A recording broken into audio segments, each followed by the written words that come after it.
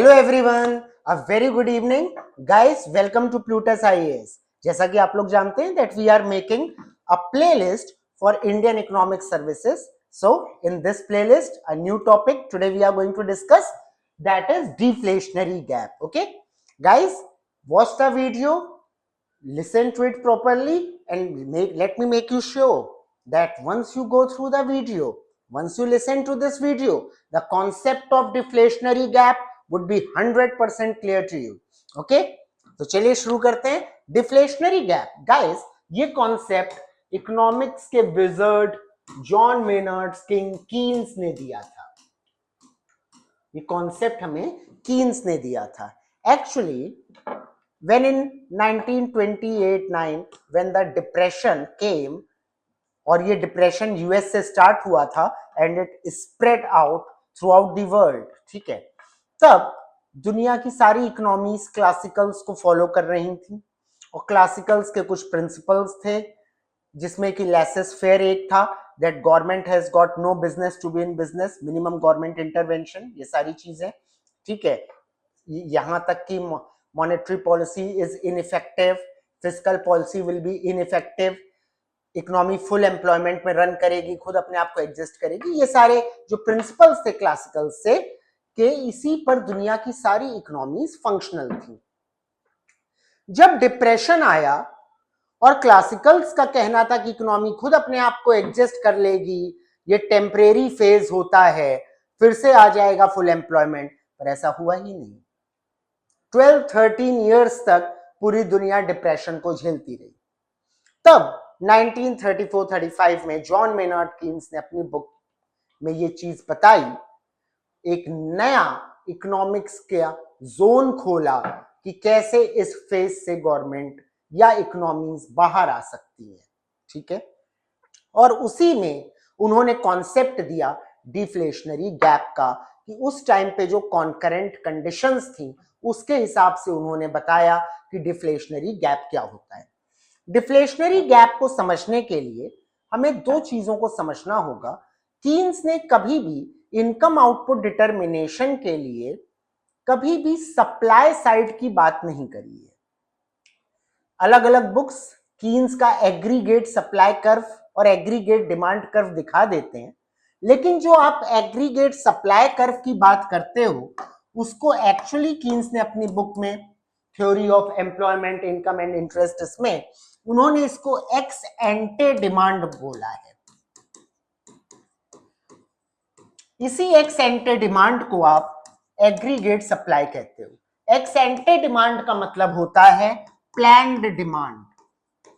आपने प्लान किया कि इतनी डिमांड होगी, अभी आपने एक्चुअली देखा नहीं है, आपको मालूम नहीं है, लेकिन पास्ट सिनेरियोस को देख करके आपको लगता है कि इस टर्म में इतनी डिमांड होगी मार्केट में। ठीक है, यह कहलाता है एक्स एंटे डिमांड, और इसी के हिसाब से आप एक्सपेक्ट करते हुए,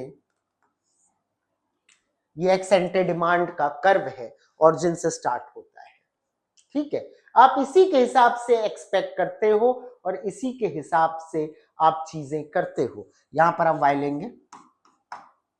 ठीक है, और क्योंकि आप इसी एक्सपेक्टेशन या प्लान के हिसाब से काम कर रहे हो, इसीलिए इसको आप सप्लाई बोल देते हो और बुक्स इसको एग्रीगेट सप्लाई बोलती है। समझ रहे हैं आप मेरी बात? ठीक है, यहाँ पे आपका ए डी सी आई जी ये चीजें चलेंगी, है ना। और एग्रीगेट डिमांड को कीन्स ने सी प्लस आई प्लस जी बोला है। अगर मैं क्लोज्ड इकोनॉमी की बात करूं, सी है कंजम्पशन एक्सपेंडिचर, आई है इन्वेस्टमेंट एक्सपेंडिचर, जी है गवर्नमेंट स्पेंडिंग। तो ये होती है एक्स एंटे डिमांड, जो कि एग्रीगेट सप्लाई का काम करेगा। Next is x post demand.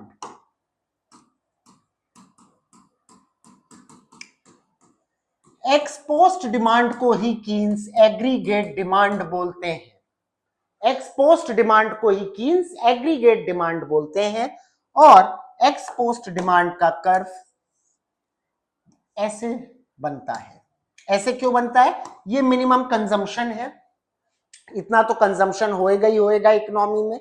ठीक है ना, क्योंकि एग्रीगेट डिमांड कर्व को, इसमें मैं एक सेपरेट वीडियो बना दूंगा, सी प्लस आई प्लस जी बताया है, आई और जी को कांस्टेंट लेके चल रहे हैं, तो कंजम्पशन कर्व ये होता है, ठीक है।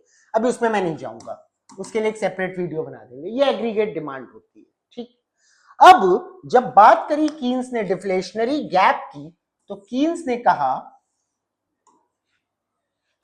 यहां पर आपने aggregate demand, consumption, investment, government spending को लिया, यहां पर आपने इनकम को लिया, डिस्पोजेबल इनकम है। ये आपका एग्रीगेट सप्लाई या एक्स एंटे डिमांड है, जिसको आप एएस बोल लीजिए, और ये आपका एग्रीगेट डिमांड या एक्सपोस्ट डिमांड है। जिस पॉइंट पे ये दोनों इंटरसेक्ट करते हैं, उस पॉइंट पे इकोनॉमी में फुल एम्प्लॉयमेंट इनकम YE होती है, ठीक है। उस पॉइंट पे इकोनॉमी में फुल एम्प्लॉयमेंट इनकम जनरेट होती है, right. Now due to any X Y और जी रीजन इकोनॉमी में डिफ्लेशन जैसी कंडीशंस आ गई हैं, चीजों के दाम घट रहे हैं, प्राइसेस डिक्लाइन कर रहे हैं, liquidity in the market dry out करती चली जा रही है, जिसकी वजह से लोगों के पास पैसे ही नहीं है। जब पैसे ही नहीं है तो लोग डिफरेंट गुड्स वगैरह को परचेस नहीं कर पाएंगे, तो गुड्स वगैरह की डिमांड कम होती चली जाएगी। तो अगर एग्रीगेट डिमांड कम हो रही है तो एग्रीगेट डिमांड कर्व आपका डाउनवर्ड शिफ्ट हो जाएगा, पैरेलल होंगे ये दोनों, ध्यान रखिएगा इस बात को। मान लेते हैं ये हो गया आपका new demand curve AD dash. जिस पॉइंट पे ये इंटरसेक्ट कर रहे हैं वो आपको इकोनॉमी में इक्विलिब्रियम इनकम देगा, इसको वाई डैश ई मान लीजिए, ठीक है। आप देख सकते हैं इकोनॉमी इक्विलिब्रियम इनकम के या फुल एम्प्लॉयमेंट इनकम के पीछे आ गई है। ये YE क्या है? That is full employment income.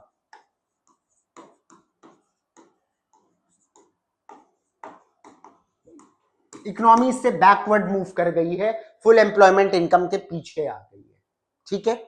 तो ये जो आप गैप ऑब्जर्व कर रहे हैं, लेट मी नेम इट, इसको ए बोल दीजिए, इसको सी बोल दीजिए।